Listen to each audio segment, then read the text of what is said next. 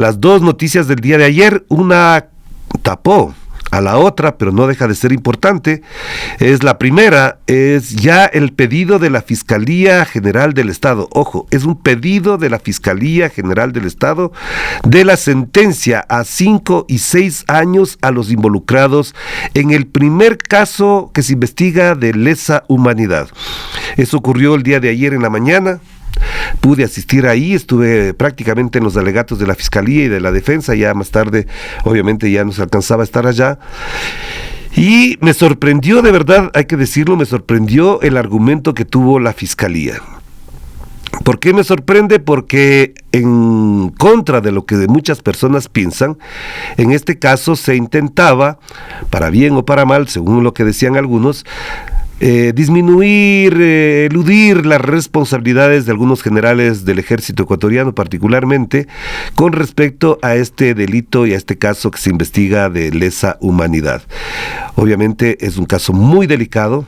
El propio abogado defensor de las 3 víctimas en algún momento pidió permiso y disculpas a una de ellas, a una de las víctimas, para poder describir lo que habían hecho con Susana Cajas Lara en particular, porque para ella efectivamente es muy doloroso, es muy dañino incluso revivir esos hechos que se le hicieron con tortura, abuso sexual, allá por el año 1985. 40 años después, el caso parecería que se cierra, el caso parece que toma por fin un destino. Y reitero, la acusación fiscal da cuenta de que efectivamente los hechos son incontrastables, injustificables, y hay demasiadas pruebas y evidencias que dejaron pensando quizás en que gracias al poder político de aquel entonces y después algunos gobiernos sucesivamente han ido colocando el tema por fuera del interés público y de la prioridad de la justicia, que se creyeron que esto iba a quedar en nada. El fiscal Alarcón, el fiscal subrogante que reemplazó a Tobainga y que sucede a la señora Diana Salazar, evidentemente sustentó, a mi modo de ver, muy sólidamente los argumentos para la acusación y el pedido, primero de pena de 6 años para 2 de los involucrados, 5 para algunos, y en el otro creo que queda en calidad de cómplice. No voy a entrar en los detalles porque ustedes pueden apreciar y observar las notas que tenemos al respecto, y lamentablemente, como ya sabemos, la prensa brilló por su ausencia en este caso importante. Es importante por las 2 consideraciones que ya hacía. La primera, por supuesto, es el primer caso de lesa humanidad que se juzga y que se sentencia en este país, y segundo, porque la impunidad ha rondado alrededor de esto, y por suerte en este momento esta situación parecería solventarse con una sentencia que podría arribar y ser concretada ya por escrito y oralmente en las próximas semanas. Algunos hablan de 1 mes, otros hablan de 2 meses, pero quizás el plazo más prudente para ciertos abogados que saben de estos temas, del procedimiento penal, en estos casos podría ser en los primeros días de marzo, donde ya se haga pública y sea redactada completamente la sentencia por el primer caso de lesa humanidad en el Ecuador. Algunos juristas consultados decían que esta sentencia va a tener alrededor de unas 300 páginas, porque les digo de verdad, escuchando tanto al fiscal como al abogado defensor, a Juan Pablo Albán, a quien de verdad hay que felicitarle por no solamente por lo que hizo en este caso, sino por la manera, el modo en que argumenta, de verdad brillante. Creo que es uno de los pocos, quizá poquísimos, si no es el único gran abogado que tenemos en defensa de derechos humanos, que tiene ese nivel de solvencia, que acumula una serie de elementos, además tiene unos resguardos teóricos, jurídicos, internacionales muy, pero muy importantes. De verdad, ayer fue, si permitieran los jueces grabar este tipo de presentaciones que son históricas para muchos estudiantes de jurisprudencia, de derecho en el Ecuador, sería una clase magistral la que dio el día de ayer Juan Pablo Albán en el momento del alegato. El día de ayer eran los alegatos de la defensa, de la fiscalía y tanto de los abogados de los acusados, y efectivamente fue una clase magistral. Yo nunca había escuchado algo así. Por supuesto, no participo de todos los procesos judiciales, pero he visto casos como los de Chile, como de Argentina, en documentales, y efectivamente en el Ecuador da cuenta de una situación que no es, me faltaba decir que había un tercer elemento, perdón, que tenga que considerarlo así, no es un caso aislado, no se trata de un hecho particular. Lo que ayer el propio fiscal mostró fue un sistema, una sistematicidad que ocurrió a lo largo de los años 84, 85, 86, 87, 88, y que hasta ahora en algunos casos muy aislados ahí sí sigue siendo parte de un modo de ser de la fuerza pública, del modo de reprimir. Porque quizás a eso habría que añadir que en el constante y reiterado argumento del modo en que se usa la fuerza pública, venía a la mente el caso de los 4 niños de las Malvinas. Dirán algunos que la diferencia es que en el caso de las Malvinas se trata de 4 niños inocentes, que son niños que no estaban armados, de que no eran personas vinculadas a grupos subversivos. Sí, efectivamente, eso hay que tenerlo en claro. El problema no es que está en quiénes eran las víctimas, para entender este caso, sino de qué modo actuaron en el uno como en el otro. En el caso de lesa humanidad contra Luis Vaca, Andrés Jarrín y Susana Cajas Lara, ellos no estaban ni armados, estaban en un restaurante tomando unas colas, unos refrescos, los detuvieron allá en noviembre del año 85 y se los llevaron. A los dos, a Susana como a Andrés Jarrín, durante 16 días desaparecidos, y a Luis Vaca durante 2 años y pico, encerrado en un cuartel. Así fue. Sin proceso judicial, sin orden de prisión, y en los 3 casos les sueltan, a los 2 primeros les sueltan en una carretera, y qué casualidad, estaban los policías esperándoles para proceder a la legalización de la detención.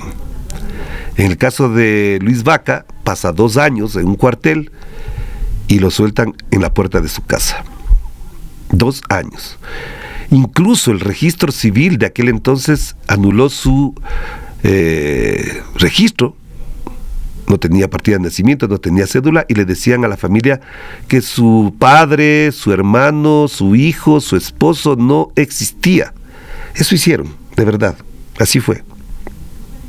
Pero bueno, 40 años después, la justicia ecuatoriana va cerrando este doloroso caso, lamentable caso para el Ecuador, lamentable caso para la historia del Ecuador, donde las Fuerzas Armadas solo tenían que cumplir la ley, hicieron todo lo contrario.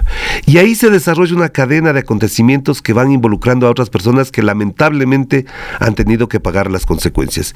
Y digo lamentablemente porque el día de ayer, si es que se aplica la sentencia de 5 y 6 años, queda en claro que incluso para los victimarios no se hizo justicia, porque ellos han pasado casi 10 años, si no me equivoco, en prisión domiciliaria. Entonces, tampoco se hizo justicia, no se ejerció justicia con los victimarios, porque si hubiese sido así, esos 6 años de prisión domiciliaria ya se hubieran cumplido y habrían salido en libertad absoluta, porque ya han cumplido con esa sentencia, con esa condena. Esta justicia ecuatoriana, que se demora por intereses políticos, por presiones, etcétera, también es injusta con las personas que son juzgadas. Como son víctimas también de la justicia aquellas personas que, no siendo condenadas, por ejemplo, están en las cárceles y tienen que ser víctimas del crimen organizado y son asesinadas porque no tienen ni siquiera sentencia. Entonces aquí nos volvemos otra vez a pensar, nos ponemos a pensar de nuevo que la justicia que tarda no es justicia, a pesar que digan lo que digan. No solamente para las víctimas, que ya es mucho a decir. 40 años han esperado estas personas por justicia. Una de las víctimas, Luis Vaca, ya falleció. Algunos de los victimarios también ya fallecieron. Algunos de los testigos que pudieron colaborar y hacer extensivo la argumentación tanto de la defensa como de la fiscalía han fallecido. Y por lo tanto, el caso, si bien se cerraría ya, lo que hace en la práctica es demostrar que la justicia no funciona en este país. Y no funciona porque efectivamente se dejan presionar los jueces, porque se alargan los procesos con vericuetos, con trabas, etcétera, etcétera, para no ejercer la justicia que se requiere en este país. Y digo, aunque no les guste a algunos, aunque parezca raro, hasta con los victimarios no se hizo justicia. Ayer tuve la oportunidad de hablar con el general Delgado en una parte de ahí, en un receso, y le mencionaba esto.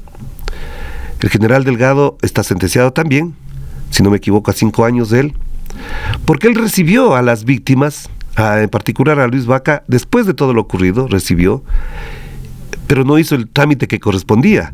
Es decir, con su inacción, con su omisión, mantuvo en plagio, sin libertad, a una de las personas que estaban mencionadas en el caso. Y él evidentemente ya tiene su edad, ya ha cumplido algunos años y tiene que seguir en este trámite, en este proceso. Es más, él en este momento, si se ocurriese ya, se dictara sentencia el día de hoy, él podría salir tranquilamente porque estaba en arresto domiciliario. Pero esto es lo que ocurre efectivamente.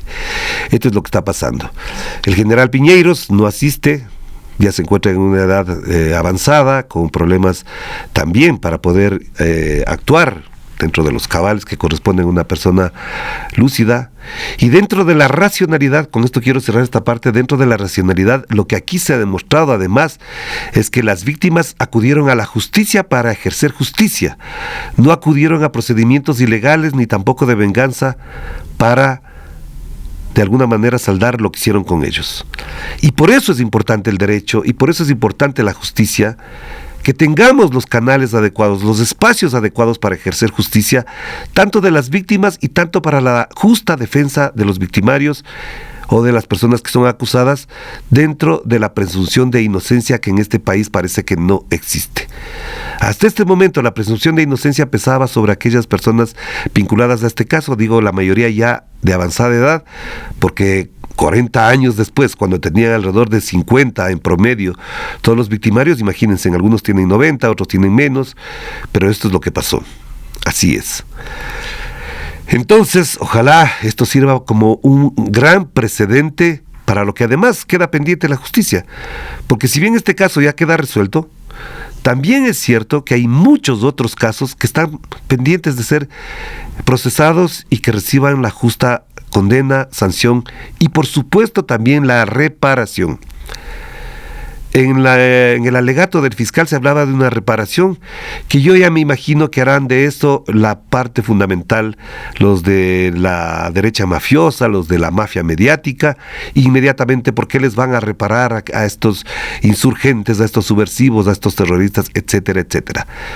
Solo vayan y vean el argumento de Juan Pablo Albán y por supuesto también todos los elementos que estarán en el juicio, porque normalmente estos periodistas, estos medios de comunicación que hablan de memoria solo repiten lo que les mandan a decir, pero no revisan los juicios, como por ejemplo cuando hablan del caso Jorge Glass no revisan el juicio, cuando ven el caso Sobornos donde está inculpado el expresidente Rafael Correa, no revisan los juicios, no ven los detalles, no ven las debilidades, las porosidades, las costuras que tienen estos juicios, que por supuesto ya se han discutido con mucha abundancia de argumentos en este espacio y en otros más.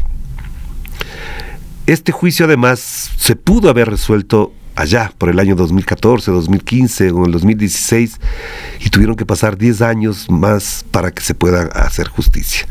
¿Por qué lo hacen ahora? También tiene que ver con lo que quiero comentar a continuación, que es el caso León de Troya, que justo el día de ayer también, justo el caso León de Troya el día de ayer aparece con la detención de la excomandante de policía Tania Varela.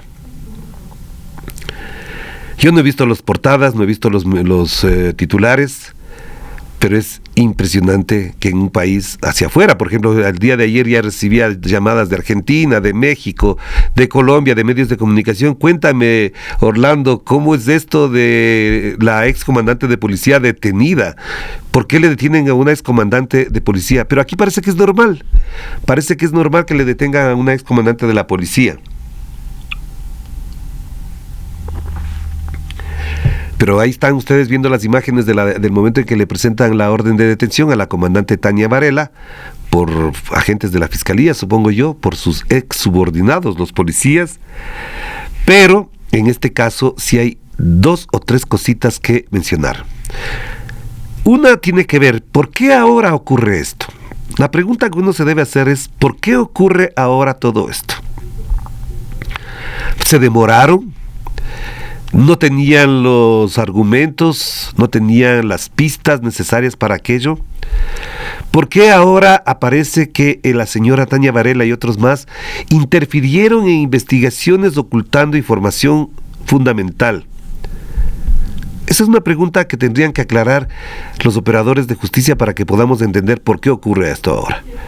Otros hablan de una distracción, de un distractor a propósito del caso Progen, que parece que ya embarra a las más altas autoridades del país, después de la metedura de pata que hicieron con pedirle a la justicia estadounidense, por supuesto la justicia del país donde nació el presidente de la República actual, le piden a la justicia estadounidense que resuelva el caso Progen. Y ahora aparece el caso León de Troya, donde por donde quiera que se la vea, por donde quiera que ustedes vean, aparece el nombre de Guillermo Lasso. Y siempre va a aparecer el nombre de Guillermo Lasso. Por eso es importante que a esta hora, quienes recién se integran, consideren la pregunta del día de hoy. ¿Cree usted que en el caso León de Troya debería ser investigado el expresidente Guillermo Lasso Mendoza? Hay este momento 2.140 y pico de votos ya, y el 98% dice que sí, el 2% dice que no. Reiteramos, usted vote, ya subió un montón, por supuesto, ahorita que les hago el acuerdo comienzan a votar más de 2.200 votos ya, más de 200 votos en menos de un minuto. ¿Cree usted que en el caso León de Troya debería ser investigado el expresidente Guillermo Lasso? Pues sí, digo por varias razones, yo sí voto sí, porque no se olviden que este caso dio paso a las primeras acciones y procedimientos que llevaron al juicio político impulsado por Viviana Veloz, la asambleísta de la Revolución Ciudadana en la Asamblea Nacional. Aquí hay demasiados elementos todavía no claros, demasiado opacos, algunos temas y algunos elementos del caso que se han ido desenvolviendo solamente en los medios de comunicación, porque en la justicia eso se paralizó.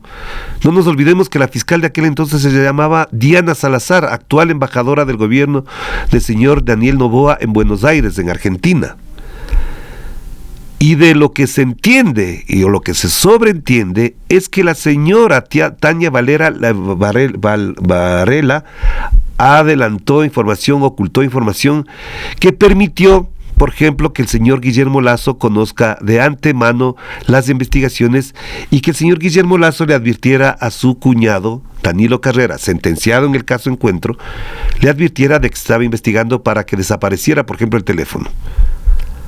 No se tiene el teléfono del señor Danilo Carrera, por ejemplo. Si en este caso la señora Tania Varela da cuenta de que efectivamente ella advirtió de que se iba a investigar a Guillermo Lasso y a su cuñado Danilo Carrera, y por eso se interfirió en la justicia para conocer a cabalidad varias cosas que quedan pendientes de juzgar, como por ejemplo el rol que jugaba el señor con la mafia albanesa, si efectivamente formaba parte de una red de pedofilia, si algo tiene que ver, por ejemplo, ahora a estas alturas en el asesinato del señor Rubén Chérez, muy amigo de Danilo Carrera, muy ligado a todo esto. Obviamente tenemos por delante una serie de elementos que se podrían aclarar. 2 años después, sí, pero se tiene que aclarar. Y decía que además, en este caso muy particularmente, se percibe la razón por las que se lanzó a la muerte cruzada el señor Guillermo Lasso Mendoza. Eso hay que tenerlo muy claro. Tengo aquí varios mensajes. Dos juristas muy importantes me están haciendo recordar, me están recordando algunas cosas, y obviamente esto tiene que ver también con la otra situación. En los dos casos, tanto en el caso de lesa humanidad como en este, no puede haber impunidad. No debe haber impunidad. En el caso de lesa humanidad, efectivamente ya la situación de alguna manera queda clara. Voy a conectarlo uno con lo otro porque tiene que ver sobre todo con la impunidad. Ya de alguna manera se hace justicia, se siente un precedente, y este gran precedente también abre otros procesos, o al menos acelera, presiona para que los otros procesos se desarrollen. Y por ejemplo, si es que se sentencia en el caso de los 4 niños de las Malvinas, sería el segundo caso de lesa humanidad ocurrido en este país, a manos de militares, lamentablemente, que deshonran a las Fuerzas Armadas, que manchan a la institución. Pero que al mismo tiempo, como dijo el fiscal general del Estado el día de ayer, les obliga a revisar sus procedimientos. Les plantea a revisar sus procedimientos, para que no vuelvan a usar el uniforme, el arma, su autoridad militar de la manera que la han usado en los dos casos. Caso 4 niños de las Malvinas, como en el caso de lesa humanidad. Y en el caso de la señora Tania Varela, también les obliga que la justicia señale responsabilidades y también se repita lo otro. Es decir, revisen lo que están haciendo los policías con respecto a la lucha contra la corrupción, contra el crimen organizado, en el que hacen una serie de cosas que no ayudan a que este país cambie, se transforme del estado lamentable, doloroso, sangriento en el que vive, con la violencia criminal y la corrupción también de altos mandos policiales.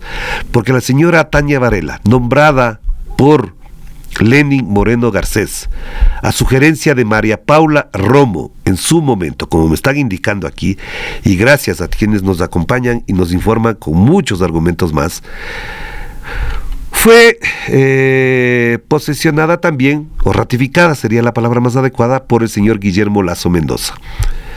¿Por qué ella era tan importante en todo esto? Por lo que acabamos de mencionar, porque ella coayudaba, ayudaba, colaboraba para que casos vinculados directamente con altas autoridades del Estado, con el presidente Lenín Moreno, con el presidente Guillermo Lasso, no tuviesen en la justicia, de la mano de la señora fiscal Diana Salazar, todos los elementos para que se sancione responsabilidades concretas. Y decimos que se procese judicialmente todas las responsabilidades concretas que tienen que ver con este caso. Pues no se trata de que le echemos la culpa porque tenemos una diferencia política, ideológica o algo por el estilo, no. De lo que se trata es de que si hay responsabilidades concretas en cosas que todavía, insisto, quedan oscuras, la justicia las procese, la justicia los sancione. ¿Qué tiene que ver la mafia albanesa en todo esto? ¿Por qué el señor Lecaro no ha sido sancionado adecuadamente cuando se encontraron responsabilidades concretas en el manejo de las empresas públicas, en el uso nefasto, doloso de las empresas públicas?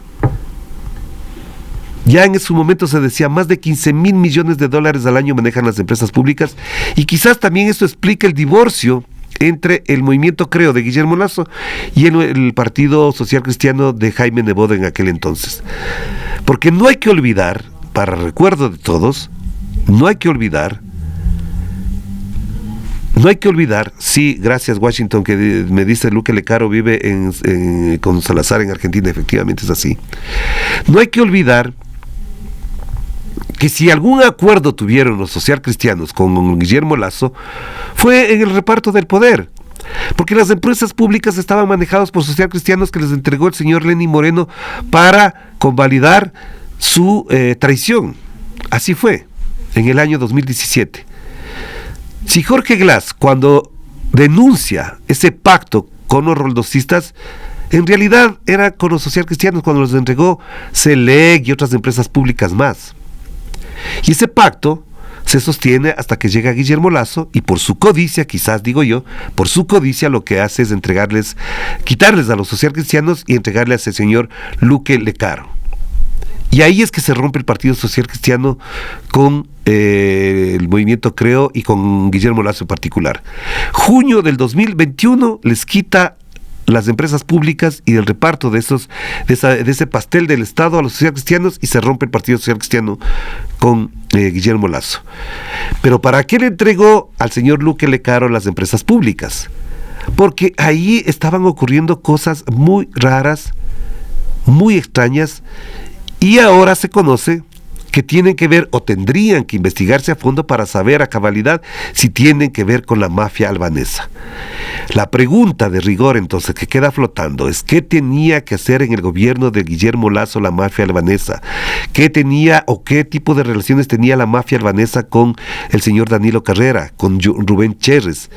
¿Y qué rol jugó en todo esto la Policía Nacional y la Fiscalía General del Estado para encubrir o desinformar o desviar la atención de asuntos trascendentales para aclarar esto? Porque no se trata de cualquier caso, insisto, no se trata de cualquier caso.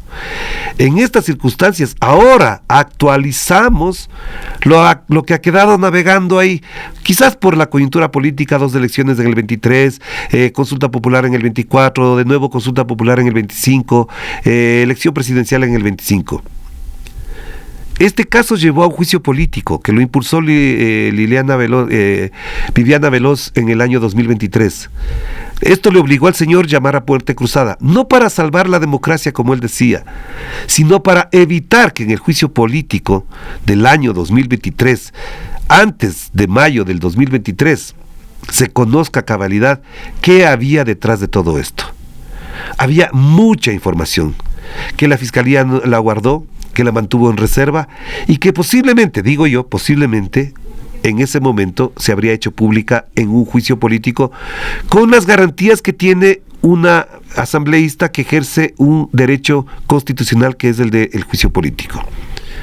Porque para bien y para mal, en esos momentos hubo periodistas que ocultaron información y otros que revelaron información también. Y de eso hay que estar absolutamente claro.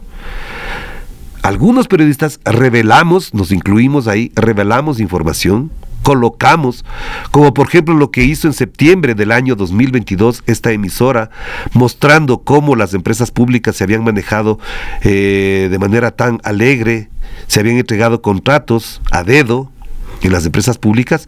Esa investigación la retoma La Posta en enero, cuando salta el caso y ellos tienen audios, videos, documentos que les pasa, creo yo, me atrevo a decir, les pasa a alguna fuente social cristiana para vengarse del pacto que rompieron los social cristianos con los de Creo.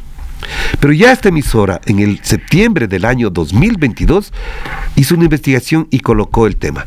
Por supuesto, como era Radio Pichincha, los otros medios nos hicieron eco, no hablaron del tema, dejaron colgado el tema, y ahí quedó flotando. Cuando salta La Posta, que se le vira a Guillermo Lasso, con cual eran panísimas, súper panas, se trataban de tú a tú, tenían un chat en común, por supuesto, siempre tuvieron un chat en común. No nos olvidemos que algunos periodistas circularon tomas de pantalla de esos chats en los que el señor Guillermo Lasso se coqueteaba con los medios de comunicación, hablando mal del correísmo, diciendo que va a acabar con todo eso. Esos chats deberían ser públicos, así como los chats de INA Papers se hicieron públicos en su momento. Por responsabilidad pública, esos periodistas que tenían un chat con el presidente Guillermo Lasso deberían hacer público lo que conversaban, lo que hablaban. Y no nos olvidemos que además en todo este aparataje de la señora Tania Varela está también la señora María Paula Romo, cuya comunicadora principal, su asesora principal, ahora es nada más y nada menos que ministra de Gobierno del señor Daniel Noboa. ¿O no, señora Natalie Murillo, a la que le hemos pedido reiteradas veces la entrevista para que venga acá? Para que nos hable, por ejemplo, del diálogo que usted convocó y que después su jefecito le mandó a callar. Porque hasta ahora ya ha pasado más de un mes. O un mes, ¿no? Creo que es un mes ya de que es posesionada de ministra de Gobierno, y el diálogo que habló con todos los sectores y demás no ha ocurrido. Tania Varela, María Paula Romo, Natalie Murillo, etcétera, etcétera, tendrán que explicar cómo colaboraron, cómo trabajaron en aquel entonces. Y no se olviden de un detalle que es muy importante también. Esas reuniones de la señora María Paula Romo, en la oficina que tienen ahí en el Centro Histórico de Quito. en esa oficina que supuestamente es del Ministerio del Interior para abordar los casos de derechos humanos y que servía como la estructura casi cuasi clandestina para reuniones de la señora María Paula Romo con determinados actores políticos que entraban muy camufladamente y de los que también la señora Natalie Murillo, supongo yo, tenía conocimiento. Esa oficina del centro histórico, si hablara estos momentos, en el caso León de Troya tendría mucho que contarnos. Así que María Paula Romo, Natalie Murillo, Tania Varela, cuenten lo que tenían, con quienes se reunían, con quienes hablaban en esa famosa oficina del Centro Histórico de Quito. No en las oficinas del Ministerio del Interior, no en Carondelet, en esas oficinas que todos sabían que pasaba algo muy importante porque se bloqueaban todas las entradas e impedían que los funcionarios de esa entidad estuvieran presentes o tomaran fotografías de quienes entraban y salían. Cuentan los funcionarios o exfuncionarios, porque algunos ya los votaron a propósito de la salida de muchos funcionarios del sector público, cuentan que les decían: salgan, váyanse a comer mote a la esquina, váyanse a la ronda por ahí a pasear un rato porque la señora María Paula Romo viene por aquí y se va a reunir con personas muy importantes. Nos deberían contar todo eso en detalle, si es que hay transparencia, si quieren efectivamente que se cumpla la justicia en este país. 7 de la mañana, 44 minutos. De verdad, muchísimas gracias a todas las personas que nos están contribuyendo con alguna información. Algunas ya las habíamos dicho, otras quizás las debíamos procesar porque no podemos tomar de primera mano sin contrastar esta información de lo que nos están comentando en los grupos de WhatsApp a propósito de este famoso caso León de Troya. En conclusión, si se abre este caso, como dice el editorial del día de hoy de Radio Pichincha, si se abre este caso, Guillermo Lasso tiembla.